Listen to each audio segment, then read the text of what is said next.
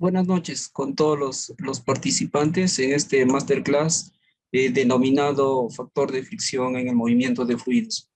Les doy la bienvenida a nombre de Instituto CERSA.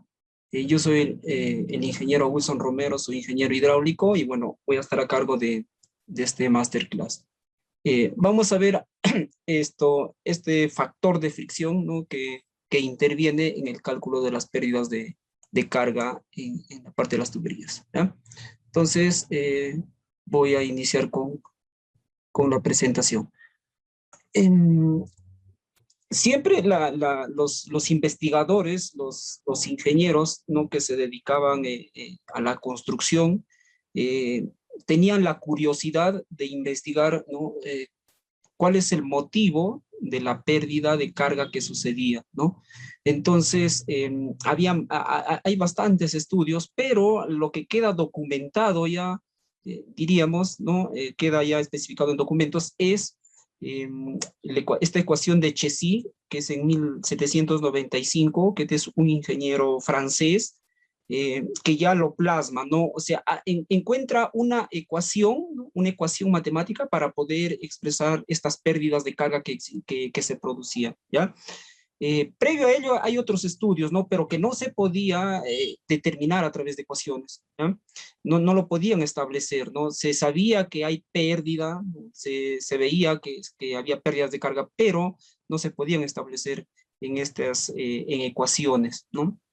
Chézy es quien da el inicio, diríamos, pues la ecuación de Chézy es considerada como que el inicio, ¿no? De donde se parte toda, y Manning y todo se basan en esta ecuación, ¿no? Lógicamente que Chézy cuando determinó la ecuación no tuvo en cuenta todos los factores, ¿no? Porque luego eh, otros investigadores fueron incluyendo otros factores, ¿ya? No es completa esta ecuación, pero sin embargo nos ha servido para poder ya establecer otras ecuaciones mucho más completas, ¿no? Como ya incluyendo, por ejemplo, la viscosidad del fluido, la densidad del fluido, la temperatura del fluido, ¿no? Del cual estamos conduciendo, ¿ya? Pero sin embargo ha sido de mucha validez, ¿no? Para otras investigaciones, ¿ya? Entonces, las primeras investigaciones que se realizaban en esto eran teniendo en cuenta la velocidad del fluido, ¿no? Las dimensiones del conducto que estaba transportando este fluido y la rugosidad de la pared del fluido que se sabía, ¿no? Que ya intervenía. Entonces, el trabajo aquí, ¿no? Era ya poder con esos factores construir la ecuación, ¿no? Una ecuación que nos permita a nosotros determinar estas pérdidas de carga. Entonces, partiendo de Chézy, ya tenemos nosotros otras ecuaciones mucho más sofisticadas con unos cálculos mucho más exactos, ¿no? Entonces, luego, ¿no? A principios ya del siglo XVIII, ¿ya? Eh, con el objetivo de llevar agua, ¿no? Para poder regar los jardines, igual en Versalles, en Francia, ¿ya? Eh, Hizo investigaciones ingeniero, ¿no? Claude Anthony Couple. Él lo que hizo es hacer pasar fluido por un conducto, pero iba variando, ¿no? Iba variando el diámetro de las tuberías. Hizo 5 experimentos con tuberías que iban desde las 4 pulgadas hasta las 18 pulgadas y una longitud de 800 a 1600 metros, ¿no? Entonces, y en base a estas investigaciones, a estos experimentos que él realizaba, ¿no? Se dio cuenta que los resultados, las pérdidas de carga variaban, ¿no? Variaban de acuerdo al diámetro de la tubería. Entonces, de allí nace esto de las primeras, ya diríamos, conceptos de hidráulica que a mayor diámetro de tubería, las pérdidas van a ser mucho menores, ¿no? Entonces, parte de aquí, cuando él hace este experimento y va variando los diámetros de las tuberías, ¿ya? Estas son las primeras investigaciones que se han quedado registradas, ¿no? Se tiene la documentación en donde se hizo este tipo de experimento, ¿no? Entonces, ya se pudo determinar que un factor era el diámetro, ¿no? El diámetro de la tubería influía en las pérdidas de carga que teníamos nosotros, ¿no? Entonces, él ya lo pudo documentar, ¿no? Pero, ¿no? Posteriormente, también ya se realizaban investigaciones por separado, no tanto en Holanda como en Alemania, ¿ya? Realizaban investigaciones, ¿no? Y entonces hay alguna documentación que te especifica, por ejemplo, este señor Cornelius en Holanda, ¿ya?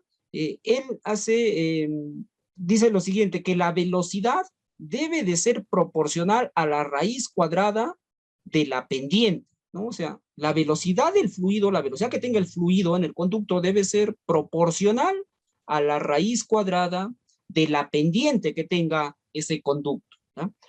Pero eran las primeras investigaciones, lógico, no estaban todavía las ecuaciones dadas, ¿no? Estaban en proceso. Al mismo tiempo, ¿no? Contemporáneamente, Albert, en Alemania, ¿no?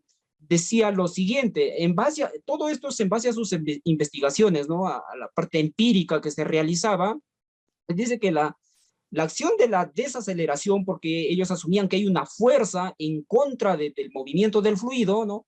Del hecho, esta desaceleración del hecho del fluido uniforme no solo era igual a la acción que aceleradora, ¿no? A la fuerza de la gravedad en el paralela al plano, ¿no? Sino también proporcional al cuadrado de la velocidad. Entonces, vemos nosotros aquí, ¿no? Que cómo se iban complementando estas investigaciones en la hidráulica, ¿ya? Y luego ya tenemos aquí estas investigaciones, ¿no? Tanto de Cornelius como de Albert. Ellos ya se basaban en el teorema de Torricelli y en la ecuación de Bernoulli, ¿no? Lo que pasa es que no tenían en cuenta algunos factores, por eso es que no se podía todavía aún establecer, ¿no? El teorema de Torricelli, ¿no? Como nosotros bien sabemos, ¿no? Nos dice que esta velocidad que nosotros tenemos a la salida de un conducto, es igual, ¿no? Si tenemos aquí una carga, es igual a la raíz cuadrada de 2 veces la gravedad por la altura, esta altura, ¿no? Pero ¿de dónde parte esto, no? O sea, ¿de dónde es que obtiene Torricelli este teorema, ¿no? Entonces, él parte de la siguiente, de la ecuación de energía, ¿ya? Que ya había sido establecida mucho tiempo antes. Entonces, voy a colocar aquí, a ver. Ahí está, ¿no? Entonces, él lo que hace es lo siguiente, ¿no?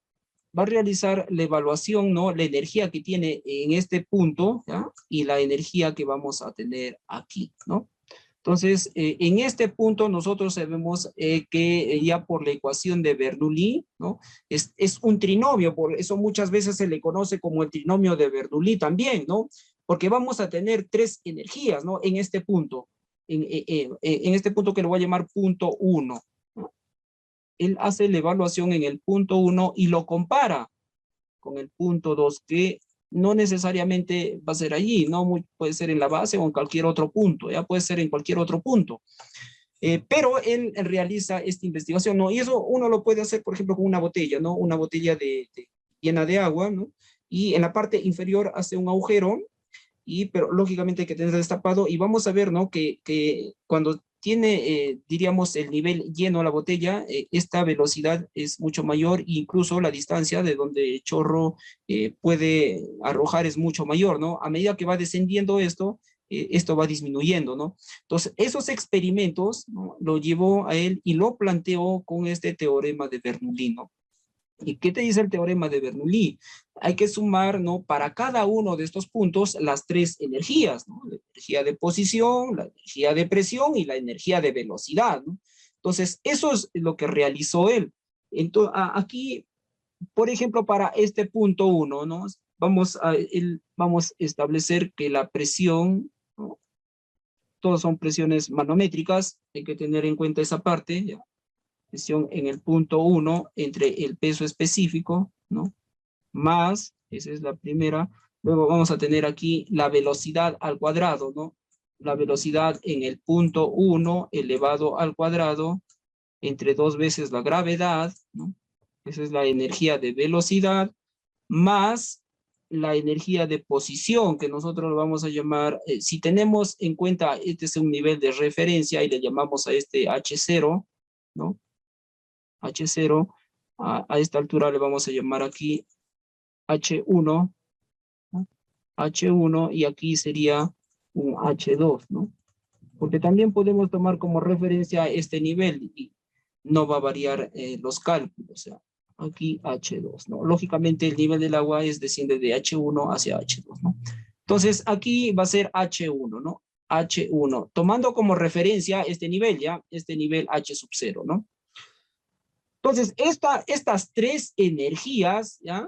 Es la que tiene en este punto, ¿no? Y eso lo que hace es compararlo con la energía que va a tener en este punto 2, ¿no? En ese punto 2, lo que va a tener es lo siguiente, ¿no? Igual, la presión en el punto 2, todo presión manométrica, ¿no? Entre el peso específico del fluido, acá hay que tener en cuenta, ¿no? Más, ahí ya no va a ser la velocidad 1, sino va a ser la velocidad en el punto 2, ¿no? Al cuadrado, sobre 2 veces la gravedad. Y aquí vamos a tener una altura H2, ¿no? H2, ¿ya? Pero, ¿no? Si es que nosotros tenemos este recipiente, ¿no? Muy, muy grande y este nivel, ¿no? Este nivel de agua, este nivel de agua, el descenso es muy, muy lento, ¿no? Por eso es que la velocidad aquí, ¿ya? La velocidad del descenso, estoy viendo aquí la velocidad en este sentido, ¿ya? La velocidad en este sentido, ¿no? ¿No? Tiende a cero, ¿ya? Por eso es que aquí, en esta, la velocidad aquí, la velocidad 1, ¿ya? Le vamos a llamar esto, se hace cero, ¿no? ¿Por qué? Porque la velocidad tiende a cero en este punto, ¿no? Si es un recipiente muy amplio, este nivel como que no desciende, ¿no? Entonces tiende a cero, ¿no? Este factor se convierte en cero. Otro, la presión, ¿no? Si yo estoy aquí en la parte superficial, la presión la presión manométrica, ¿ya? La presión manométrica es cero, ¿no? En la parte superficial. Entonces, si este P sub 1 vale cero, este factor de acá también vale cero, ¿no? Estos se hacen ceros. Luego, vamos a ir aquí, ¿no? En el punto 2.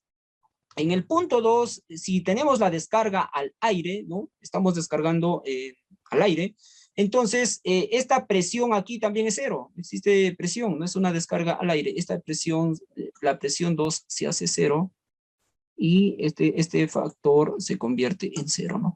Entonces, con lo que nos vamos a quedar, ¿no? Es H1 menos H2, ¿no? H1 menos H2, pero H1 menos H2 es la diferencia de alturas, que acá sería Y2 menos Y1, ¿no?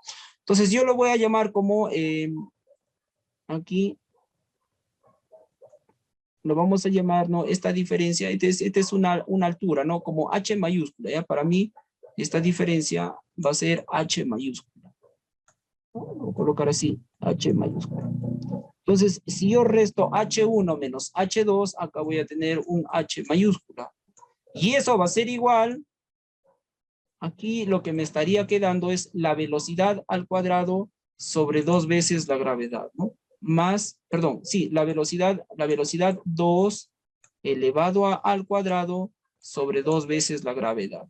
Si ustedes se percatan, aquí yo voy a pasar a multiplicar 2 veces la gravedad por la altura y este cuadrado pasa como raíz cuadrada, ¿no? Entonces, es así como obtuvo, ¿no? Como obtuvo la velocidad de salida, ¿no? La velocidad en el punto 2, que va a ser igual a la raíz cuadrada de la altura, en este caso, de 2 veces la gravedad, acá lo voy a colocar en orden, 2 veces la gravedad por la altura, ¿no? Y ahí está la ecuación, ¿no? Que había determinado Torsier. Pero, como les digo, tuvo en cuenta ya, él se basó en otras investigaciones previas, ¿no? en investigaciones previas para poder determinar esto, ¿no? Y se sigue utilizando, pues, ¿no? ¿Ya?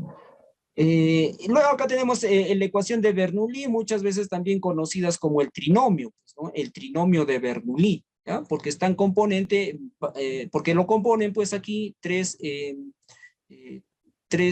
factores, ¿no? La energía de velocidad, la energía de presión y la energía de posición, ¿ya? Pero aquí no tenían en cuenta algunas cosas. Si ustedes se percatan, alguien me dirá, aquí falta, pues no, aquí falta un delta de H, ¿no? ¿Y eso qué es? La pérdida de carga, ¿no? La pérdida de carga, ¿ya? Son las primeras investigaciones, ¿no?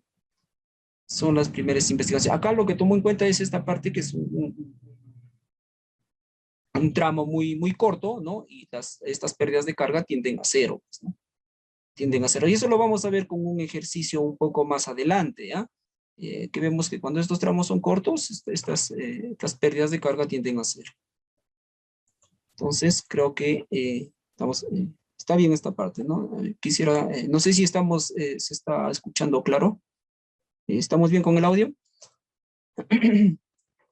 Entonces, a partir de estas investigaciones, ¿no? Que ya se tenía, tanto de Cornelius como de Albert y otras investigaciones previas, es que este ingeniero, ¿no? Chessy, toma todas estas investigaciones previas y lo que hace es realizar su propia investigación y lo sintetiza, ¿no? Él se basa en base a todos estos estudios, es que él ya diríamos que lo reúne todo y como que hace un compendio y a partir de sus investigaciones que realiza, pues saca la ecuación de Chessy, ¿no? Entonces, ¿cómo parte cómo inicia todo esto de la ecuación de Chessy, ¿no? Cuando uno revisa la documentación de la parte de la hidráulica, nos dice que en la ciudad de París, ¿no? Había problemas de desabastecimiento del agua, ¿ya? Entonces, tenían ellos muchos problemas. Entonces, lo que se hace es ver una alternativa de cómo solucionar este problema de desabastecimiento de agua, ¿no? Entonces, París cuenta en la parte alta con un río que se llama el río Ibet, ¿ya? Entonces, una comisión que se había formado, ¿no? Da como alternativa utilizar el agua de este río para poder abastecer a la ciudad, ¿no? Y poder de esta manera solucionar el problema de desabastecimiento que se producía, ¿ya? Entonces, es en eso, ¿no? Que se forma un comité y se encarga a estos dos ingenieros, ¿no? A Perronet y a Chessy, ¿no? Que por ese entonces Chessy trabajaba en París, en la supervisión de puentes, estaba en la supervisión de las carreteras, ¿no? De los trabajos en las carreteras, estaba de supervisor ahí, pero Anthony Chessy era se graduó, él cuando se graduó en la universidad se graduó con honores, ¿no? Era uno de los mejores alumnos.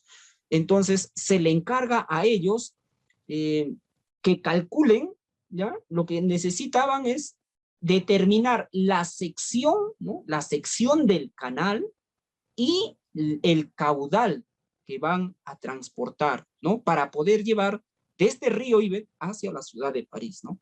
Imagínense el trabajo que se les encarga a ellos, ¿no? No existía pues ahora las ecuaciones que ya se tienen, ¿no? Uno coge las ecuaciones y los procesa y obtiene los resultados, ¿no? Y en base a eso ya se diseña.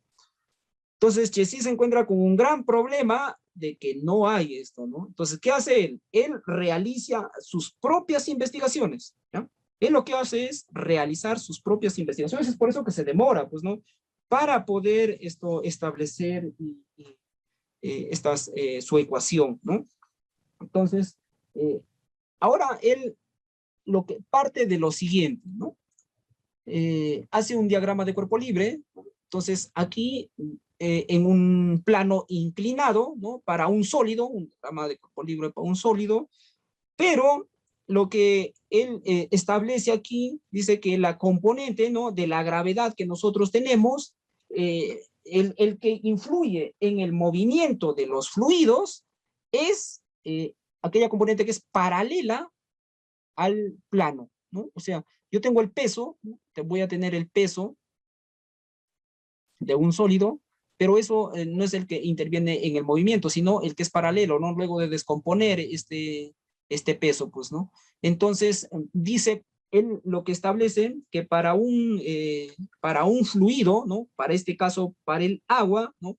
Esta fuerza es la que interviene en el movimiento del fluido, ¿no?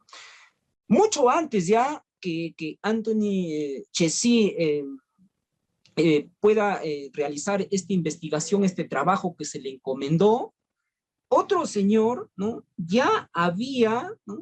Un señor Abraham, él ya había establecido el principio, ¿tá? Básico del flujo uniforme, ¿no? Ya él hacía solamente una comparación de fuerzas, ¿no? Entre aquellas fuerzas que son, diríamos, lo vamos a llamar fuerzas a favor del movimiento, ¿no? Y fuerzas en contra del movimiento. ¿Ya? Lo que hacemos nosotros en física, pues suma de fuerzas en el eje X y suma de fuerzas en el eje Y, ¿no? En este caso, él ya había determinado esta comparación para flujos uniformes, ¿ya? Entonces, Cesi se basa en eso y pues lo que él indica y se da cuenta que lo que interviene aquí nada más es esta fuerza que es paralela al plano, ¿ya? En el movimiento de los fluidos, ¿no? Entonces, de esta manera, él nos dice, ¿no? Para que haya aquí movimiento en esta parte, ¿no? En esta parte, esta fuerza, ¿no? Estas fuerzas que son fuerzas actuantes y son a favor del movimiento, que esta es una parte de la gravedad, ¿no? Porque acá hay que descomponer. Y aquí establece que existe otra fuerza que es en contra, ¿no? Aquí. Basándose ya en este principio que se había establecido años antes, ¿no? Para el movimiento en flujo uniforme, ¿ya? Entonces, basándose en eso, él hace la comparación de estas fuerzas, ¿ya? Para poder, y es de aquí de donde parte y establece la ecuación de Cesi. Todo parte de aquí, ¿no? Este es el inicio, ¿no? Por eso fue de gran ayuda este señor Brahms, ¿no? Que establece la comparación de estas fuerzas para un flujo uniforme, ¿no? Entonces, Cesi nos dice y hace la comparación siguiente, ¿no? Va a ser aquí una comparación entre las fuerzas, este F, que lo vamos a llamar F mayúscula, ¿ya? Estas fuerzas, este F, que está en esta partecita que es a favor del movimiento, ¿no? Y vamos a tener nosotros aquí este F sub R, aquí lo voy a llamar un F sub R, que van a ser las fuerzas de resistencia, ¿no? Las fuerzas de resistencia, ¿ya? Entonces, ya hace la comparación, ¿no? Entre las fuerzas actuantes y que están a favor del movimiento y las fuerzas que están en contra del movimiento, ¿no? O fuerza de rozamiento, ¿no? Fuerzas de resistencia al movimiento aquí. Para flujos uniformes, pues, ¿no? Entonces, vamos a calcular ahora esta fuerza de rozamiento, ¿ya? Este F sub R. Vamos a partir con este F sub R. Ya, este F sub R, ¿no? Que es la fuerza de resistencia. Entonces, él establece lo siguiente. Nos dice que las fuerzas de resistencia aquí, estas fuerzas de resistencia, lo que hacen es oponerse al flujo, al movimiento del flujo, ¿no? Y lo calcula él por unidad de área, ¿no? Lo que hace es por unidad de área. Y es ahí donde ingresa a tallar ya el perímetro mojado, el área de la sección mojada, ¿no?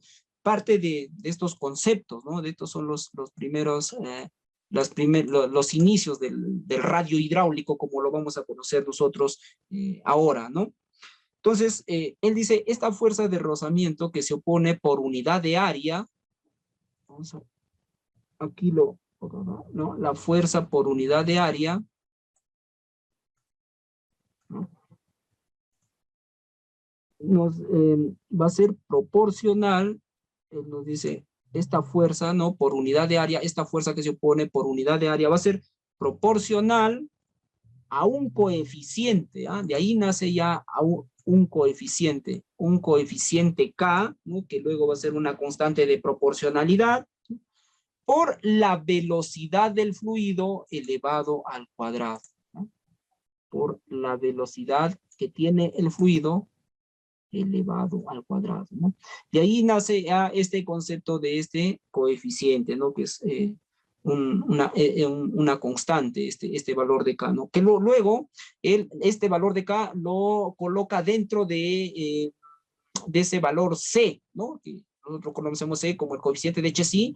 Ese C engloba este factor K, ¿no? Porque nosotros decimos, ¿cuánto vale el valor de C, no? Ya está incluido dentro este coeficiente K, ¿ya? Entonces, es de aquí, y de aquí ya nace, ¿no? De aquí nace el factor de esta fuerza de resistencia, ¿no? Despejando, ¿no? Ojo que aquí esta área, ¿no? El área, esta arita, ¿no? La fuerza por unidad de área, pero el área, nosotros sabemos, esta área tiene que ver, ¿no? Con la longitud del perímetro mojado, ¿no? No sé si me estoy dejando entender. Todo ese perímetro mojado, ¿ya? Aquí, esta área es la longitud del perímetro por, ¿no?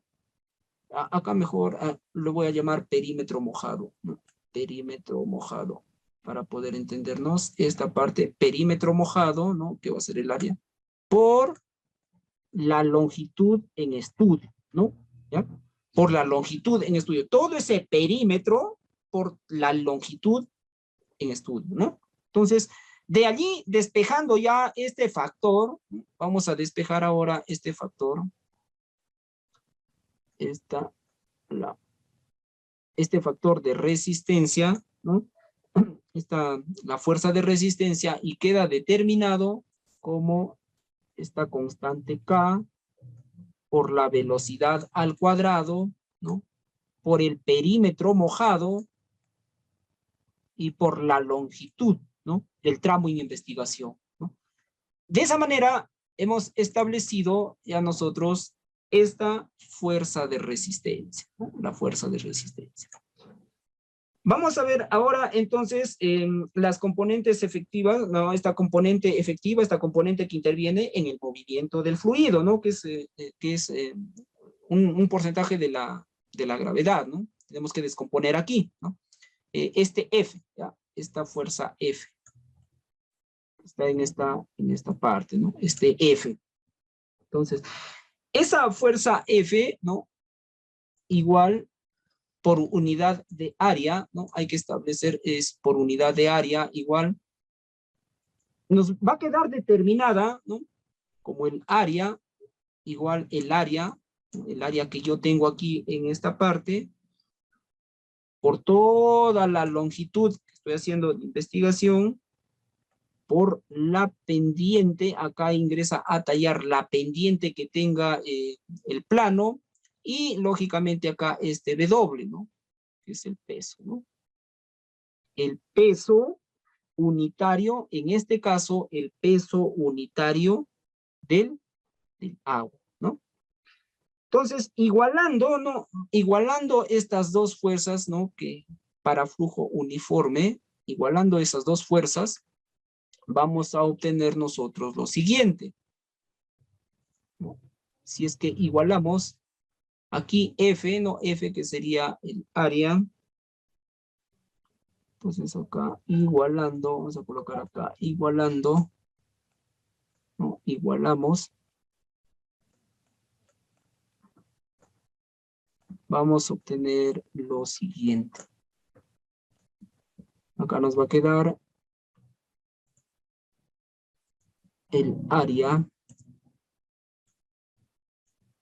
por la longitud, por la pendiente, por el peso unitario del agua, y eso lo vamos a igualar con estas fuerzas de rozamiento. Y aquí está el valor de esta constante K, la velocidad elevado al cuadrado, el perímetro mojado y la longitud, ¿no? La longitud. Como ustedes pueden notar, acá lo que vamos a cancelar es la longitud, ¿no? La longitud. Y acá ingresa a tallar otro factor, ¿no? Cuando yo divida el área entre el perímetro mojado, porque este perímetro mojado va a pasar a dividir aquí, entonces nace otro concepto. Nace el concepto de radio hidráulico, ¿no? El radio hidráulico que tiene unidades de longitud y que es el área hidráulica, ¿no? El área, esa área hidráulica entre este perímetro mojado, ¿no? Este perímetro mojado. No hay que comparar esta área, ¿no? Este es el área hidráulica, ¿ya? Hay que tener en cuenta esta parte, que es el área hidráulica, ¿no? Es ese corte que nosotros hacemos en los canales, pues, ¿no? Esa área, ¿ya? Y aquí, entonces, me va a quedar aquí el radio hidráulico, ¿no? Cuando yo divide el área entre el perímetro mojado, me va a quedar entonces aquí el radio hidráulico, ¿no? Entonces aquí ya está en función del radio hidráulico, ¿sí? Este radio hidráulico, ¿qué más me queda? Me queda la pendiente, me va a quedar el peso unitario del agua, que ese peso unitario del agua lo voy a dividir entre esta constante K. Y eso me va a quedar igual a la velocidad al cuadrado, ¿no? Esa velocidad del fluido, ¿no? Esa velocidad del fluido.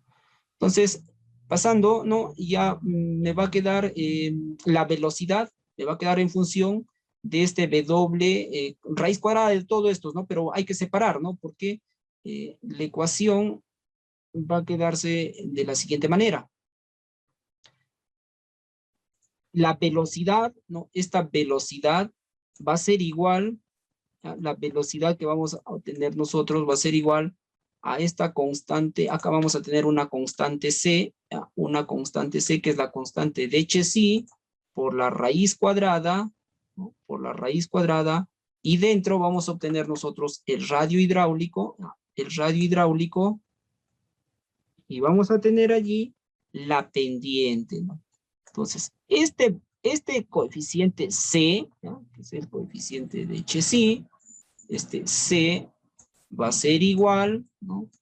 A este W al peso unitario del agua entre esta constante K y todo eso elevado a 0.5, ¿no? Porque pasa como un medio, ¿no? A la 0.5. Entonces, y de esa manera Chessy encontró una ecuación matemática para poder determinar la velocidad en los conductos, ¿no? Entonces, de esta manera es como llegó él a establecer, ¿no? A establecer. Lógicamente que para ello tuvo en cuenta otros estudios previos ya que se habían realizado, ¿no? Entonces aquí, a ver, voy a borrar esto, creo que tengo por aquí un momento. Ahí está la ecuación, ¿no? Si ustedes buscan la ecuación de Chessy, ha sido establecida de esta manera, ¿no? Donde ya los valores de C hay que, lo tenemos en tablas, ¿no? Y ahí está V, ¿no? Este V que es la velocidad del fluido en metros por segundo. Tenemos el radio hidráulico que tiene unidades de longitud, porque estoy dividiendo área entre perímetro, ¿no? Me va a quedar en unidades de longitud. La pendiente, metro por metro, y este coeficiente, ¿no? Este es un coeficiente de velocidad que tiene estas unidades, ¿no? Metro a la 1/2, el segundo a la -1, ¿no? Y aquí les voy a mostrar, ¿no? Esta es deducción gráfica de la ecuación de Chessy, ¿no? Ahí tenemos el perímetro, ¿no? Es el trabajo que se le había encargado a él realizar, ¿no? Determinar esta sección transversal, ¿no? Y el caudal, ¿no? Lógicamente que ya teniendo la velocidad, ya se puede determinar los otros parámetros. Eso es un poco más sencillo, ¿no? Era determinar la velocidad nomás allí. Y bueno, es a lo que llegó, pues, ¿no? Y es la primera ecuación, y de ahí, bueno, ya se parte ya las demás ecuaciones, ¿no? Tenemos Manning, bueno, Hassen y William, y hay otras ecuaciones para poder determinar las pérdidas.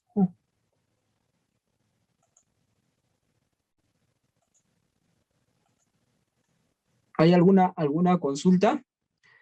Luego, ¿no? Entonces, hay que tener en cuenta, mira, Chessy, ¿no? Lo que tiene en cuenta en su ecuación es el radio hidráulico, la pendiente del canal y una constante, ¿no? Un coeficiente C, ¿no? Que tiene que ver con el peso específico del agua, ¿no? Pero ya mucho tiempo después, ¿no? Hay otros investigadores, ¿no? Que es, la hidráulica ya se iba como que perfeccionando, se iban colocando otros parámetros, ¿no? Otros factores que intervenían en este factor de fricción, ¿no? Bueno, en ese entonces no se conocía todavía, ¿no?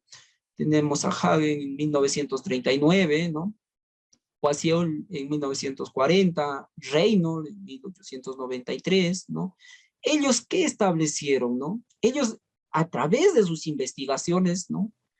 ¿Qué es lo que establecieron ellos, no? Que la densidad y la viscosidad del fluido influyen en la pérdida de energía, ¿no? En la pérdida de energía total, pues, ¿no? Pero lógicamente que en la pérdida de energía total tenemos el factor de fricción, ¿no? Entonces, estas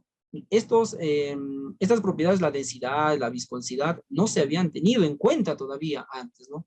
Entonces, aquí es donde ya ingresan estas tablas que ahora nosotros ya tenemos, ¿no? De calcular la densidad, calcular la viscosidad, ¿no? Para determinadas temperaturas, ¿no? Empezamos a hacer variarias, ¿no? Entonces, ya tenemos en cuenta aquí otros parámetros, entonces, para poder determinar las pérdidas de carga en el movimiento de fluidos, ¿no? Posteriormente, ¿no? Otro investigador, ¿no? Nikuratse, en 1933, él, ¿qué establece, no? Él nos dice que en la pérdida de carga, en la pérdida, ¿no? Que nosotros tenemos en el movimiento de los fluidos, ya no depende del valor absoluto de la rugosidad, porque en ese entonces no se sabía que existe rugosidad en los conductos, ¿no? Y se pensaba que dependía de esa rugosidad, ¿no? Entonces, él establece que no es así, sino que él establece, ¿ya? Un término, ¿no? Que es la rugosidad relativa, que es la división, ¿no? Entre el espesor, la rugosidad absoluta y el diámetro de la tubería, ¿no? Y con estos factores, ¿no? Con estos dos parámetros determinados, que es el número de Reynolds y la rugosidad relativa, bueno, ahora se tiene el abaco de Moody para poder establecer este factor de fricción, ¿no? Entonces, Nikuratse, él establece una relación ya entre el diámetro, ¿no? Este diámetro interno de la tubería, hay que tener en cuenta que es un diámetro interno, ¿ya? Y este espesor, ¿no? Esta es la rugosidad absoluta, ¿no? Porque la tubería, si nosotros lo llevamos al microscopio, ¿no? Se va a ver de esta manera interiormente, ¿no? O sea, claro, si uno lo palpa, pues parece que fuese liso, ¿no? Totalmente liso, pero no es así. Entonces, interiormente tiene esta forma, ¿no? Y aquí hay una rugosidad, dependiendo lógicamente del tipo de material, pues, ¿no? Hay unos más rugosos que otros, ¿no? Entonces va a haber diferentes pérdidas, ¿no? De carga, ¿ya? Entonces, se pensaba que dependía de esta rugosidad absoluta, pero luego se establece, ¿no? Este señor establece que depende de la rugosidad relativa, ¿no? ¿Y qué es la rugosidad relativa? Es la rugosidad absoluta entre el diámetro interno de la tubería, ¿no? Entonces acá ingresa a tallar otro factor nuevamente, ¿no? Que es la rugosidad relativa, ¿no? La rugosidad relativa del material, ¿no? Entonces, ¿no? Ya tenemos aquí, hasta ese entonces ya se tenía el número de Reynolds, ¿no? Tenemos la rugosidad relativa. Lo que se hace es, bueno, esto es un poco amplio esta parte, ¿no? Se establece los ábacos, ¿no? Lo que hoy conocemos ya este ábaco de Moody, ¿no? Para poder determinar este factor de fricción, para poder calcular las pérdidas de carga o pérdidas de energía, como lo conocemos, ¿ya? Entonces, vamos a ver a continuación nosotros qué es qué es el número de Reynolds, ¿no? ¿Cómo se determina? Lógico que estamos hablando para líquido, ¿no? Para el agua, porque hay número de Reynolds para otros materiales, ¿no? Lo que se ve en hidráulica fluvial. El número de Reynolds, ¿no? Este es, como su propio nombre lo indica, es adimensional. Es un número adimensional, no tiene dimensiones, ¿ya? Pero lo que hace es una comparación, ¿no? Vamos a hacer una comparación. Vemos nosotros aquí, ¿no? ¿Cómo se establece este número de Reynolds? ¿Ya? Es 4 veces la velocidad del fluido, ¿no? Por el radio hidráulico esta es la viscosidad cinemática, ¿no? Esta es la viscosidad cinemática, ¿no? Entonces, en el numerador, vean ustedes, lo que tenemos son las fuerzas que me van a generar el movimiento, ¿no? Y en el denominador son las fuerzas que se oponen a ese movimiento, ¿no? La viscosidad cinemática, ¿no? Para el caso de los líquidos, ¿no? Para el caso de los fluidos que sean líquidos, la viscosidad, ¿ya? Disminuye con el aumento de la temperatura, ¿no? O sea, si yo tengo el agua a 10 grados centígrados, ¿no? A 15 grados centígrados y a 20 grados centígrados, la viscosidad es diferente, ¿no? Va a variar la viscosidad, ¿no? Mientras mayor sea la temperatura, menor va a ser la viscosidad, ¿no? Y la viscosidad es la que aquella que me va a retardar el movimiento, ¿no? Esa es una propiedad de los fluidos, ¿ya? Entonces, eso es para el caso de los líquidos. En el caso de los gases, ¿no? Para los fluidos que sean gases es al contrario, ¿no? Aumentas la temperatura, aumenta la viscosidad, ¿no? Entonces, para los líquidos, aumentas la temperatura, disminuye la viscosidad. Para los gases, al aumentar la temperatura de los gases, aumenta la viscosidad, ¿no? Y nosotros, bueno, acá tenemos dos ecuaciones.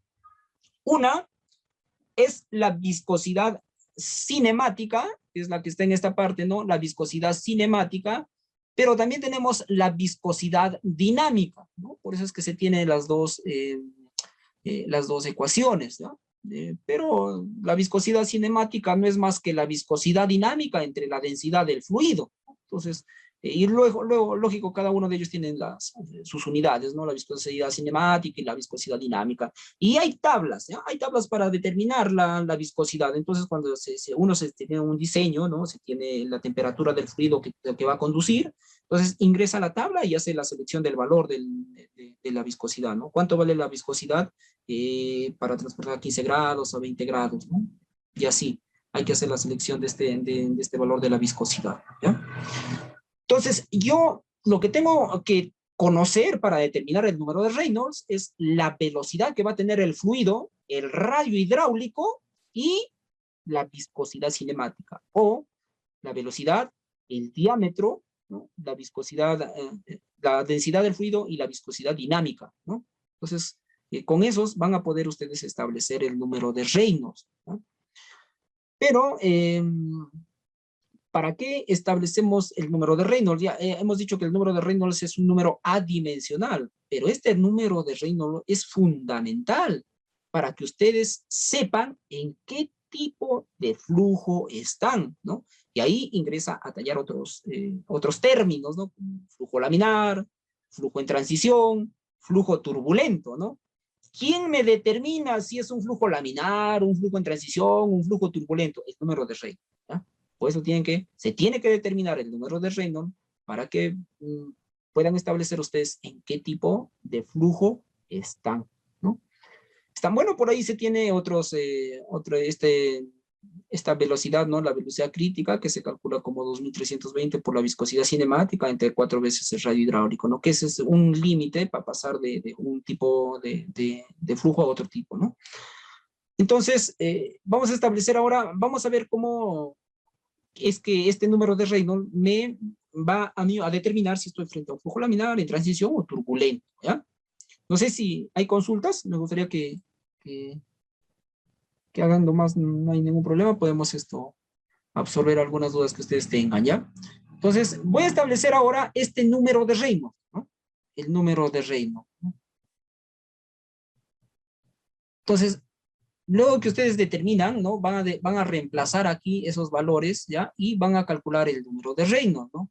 Y ese número de Reynolds lo vamos a encontrar con los siguientes parámetros aquí, ¿no? Un número de Reynolds, ¿no? 2320, ¿ya? Algunos he visto como 2000, ¿ya? He visto en otros textos como 2000, 2200, 2320, ¿no? Es un rango, ¿no? te sale 2320 el número de Reynolds. Y el otro es 4000, 4500 he visto en algunos textos que colocan. Estos son los límites, ¿ya? Estos son los límites. Si el número de Reynolds que ustedes han calculado, ¿no? Han determinado su velocidad, su radio hidráulico y su viscosidad cinemática, ¿no? Y han calculado el número de Reynolds y les sale a ustedes menor que 2320, ustedes van a decir que tienen o están trabajando, ¿no? O que se presenta ahí un flujo laminar, ¿ya? Un flujo laminar.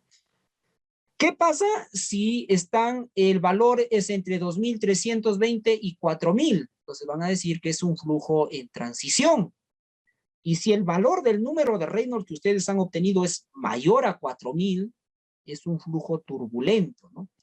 Y ahora ustedes dirán, ¿pero qué es un flujo laminar, flujo en transición, flujo turbulento, ¿no? Un flujo laminar, ¿no? Y eso se ve, por ejemplo, en la cuba de Reynolds, ¿no? Uno lo puede ver en los laboratorios de hidráulica, en la cuba de Reynolds, ¿no? El flujo, diríamos que las líneas de flujo, ¿no? De las moléculas de agua son paralelas a la base, ¿no? Así es como se desplaza en un flujo laminar estas líneas de corriente, ¿no? De esa manera, paralelas a la base, ¿no? Así es. Y cuando ustedes quieren determinar las velocidades, bueno, acá hay muchas estudiar la velocidad, la distribución de velocidades, ¿no? Dependiendo del tipo de flujo, pero cuando están frente a un flujo laminar, más o menos esta es la distribución de las velocidades dentro de una tubería, por ejemplo, ¿no? ¿Eso qué quiere decir? Que por el rozamiento que existe aquí en las paredes de las tuberías, la velocidad es mucho menor que en esta parte central, ¿no? Donde tenemos nosotros la velocidad mayor, ¿no? Por eso es que, a ver, acá no, el coeficiente, no, a ver, un ratito, por favor. Aquí, no sé si ustedes se percataron. A ver, ¿dónde está? Ya, aquí. Van a encontrar ustedes un coeficiente de Coriolis. Aquí, ya, en energía de velocidad. Un coeficiente de Coriolis, ¿no? Que ese coeficiente de Coriolis es para hacer un reajuste aquí. ¿Por qué? Fíjense ustedes aquí. ¿No? Aquí la velocidad no es, o sea, no, yo no tengo una sola velocidad en toda la sección de la tubería, ¿no? Hay varias velocidades. Entonces, para hacer esa corrección, ingresa a tallar este coeficiente de Coriolis, ¿ya? En esta parte. Y lo que tenemos que encontrar aquí es una velocidad promedio, ¿ya? Esto es para el flujo laminar. Luego vamos a ver para el flujo en transición y el flujo turbulento, ¿ya? Entonces, voy a avanzar aquí. A ver, un ratito, creo que hay una consulta aquí.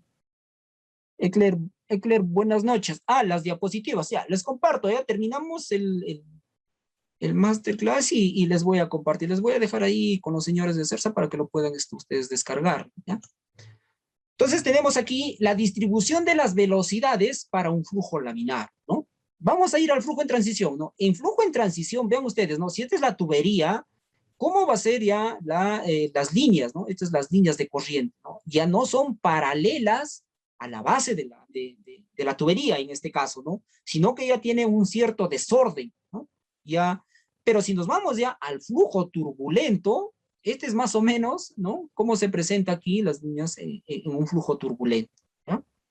Entonces, para eso es el número de Reynolds, para saber nosotros si estamos frente a un flujo laminar, un flujo en transición o un flujo turbulento. Y teniendo aquí como base, pues, 2320 y 4000. Ojo, estoy en tuberías, ¿no? Que para un flujo a lámina libre, ya los límites aquí son 500 y 1000, ¿ya? Hay que tener en cuenta eso, no hay que confundir, por favor, ¿ya? Una cosa es que yo esté trabajando en tubería, ¿no? Que es un fluido a presión y que estos son los límites, pero si están ustedes ya en flujo a lámina libre, los parámetros son otros, ¿no? Los límites son otros, 500 y 1000. Y así el número de Reynolds de la partícula ya ingresan a tallar otros valores, ¿no? Como les estaba mencionando ya en esta parte de la hidráulica o fluvial, ¿no? Hay otros números de Reynolds que bueno, ingresan a tallar otras situaciones que no es parte del masterclass, ¿no? Vamos a ver aquí, entonces, en cuanto a la pérdida de carga continua, ¿no? Entonces, yo lo que quiero saber aquí, ¿cuánto de pérdida de carga voy a tener por efecto del rozamiento en esta parte, ¿ya? Por ese efecto mismo del rozamiento, ¿no? De la aspereza del material, nosotros vamos a tener pérdidas de energía. ¿Cómo van a calcular ustedes estas pérdidas de energía? de la siguiente manera, ¿no? Las pérdidas de energía, que para este caso lo voy a llamar J, para la bibliografía en el Perú, a ver, voy a colocar aquí, ¿no? Es igual, ¿ya? Aquí en el Perú es casi generalizado como H sub F, ¿no? H sub F, ¿ya? Bueno, yo lo conozco así como J, ¿ya? Entonces, los españoles, la bibliografía que utilizo es un libro español, entonces está como J. Pero es lo mismo, ¿ya? ¿Cómo van a calcular las pérdidas? Es 64 entre el número de Reynolds. Entonces ya determinaron ustedes la pérdida que van a tener, ¿no? 64 entre el número de Reynolds. Ojo, en metro por metro. Y eso lo tienen que multiplicar ustedes por la longitud. Si tienen una longitud de 200 metros, se multiplicará por los 200 metros. Esta es pérdida continua, porque hay una pérdida localizada que son por accesorios, ¿no? Ese es otro tema, ¿ah? Entonces, de esa manera van a poder ustedes calcular.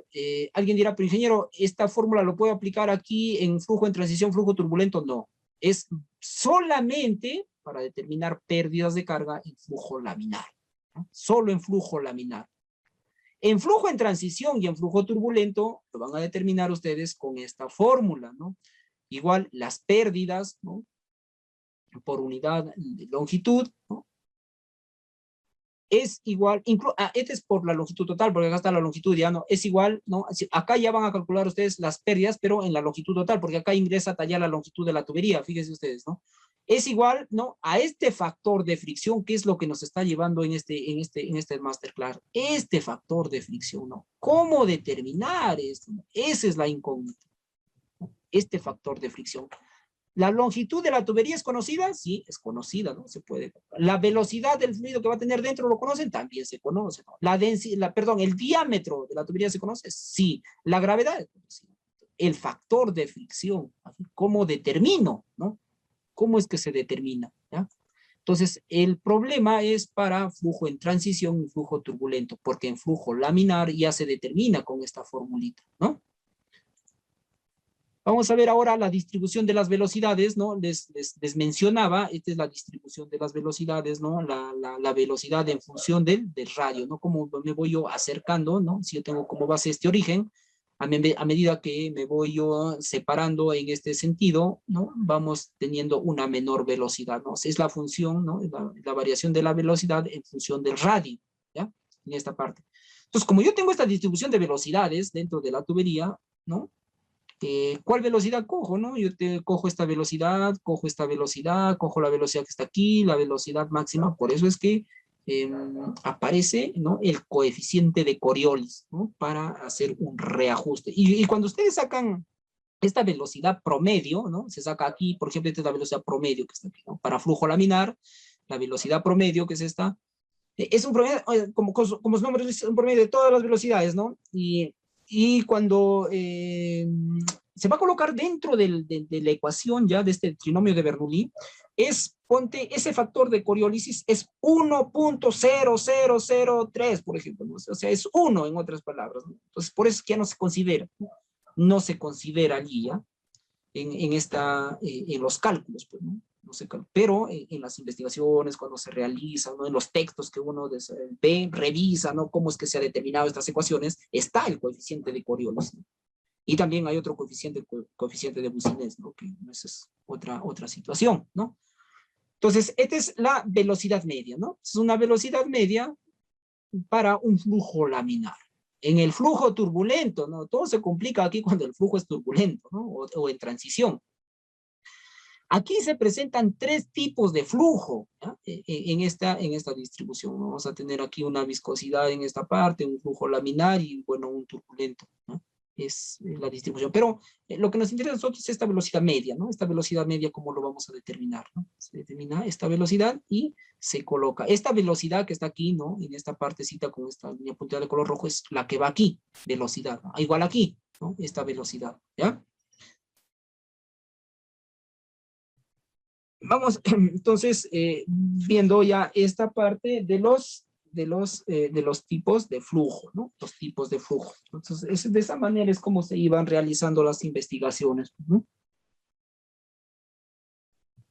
Vamos a ver ahora el trinomio o ecuación de Bernoulli, ¿no? Este trinomio, y que bueno, habíamos determinado, ¿no?, como Torricelli empleó, ¿no?, la energía de velocidad, la energía de presión y la energía de posición, y se decía que es constante, ¿no?, para un fluido ideal, ¿no? Se ha partido en los laboratorios siempre, ¿no?, se parte de lo ideal. Luego ya se van haciendo las limitaciones, pues, ¿no? Se limitan, ¿no? Como si ustedes verán aquí, ¿no? Se establecían, y aquí en este punto, ¿no? Voy a colocar, a ver, vamos a ver aquí.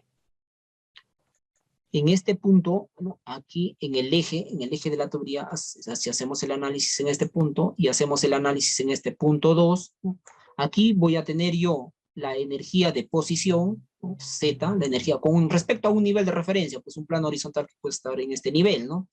Ya, este es Z, la energía de posición.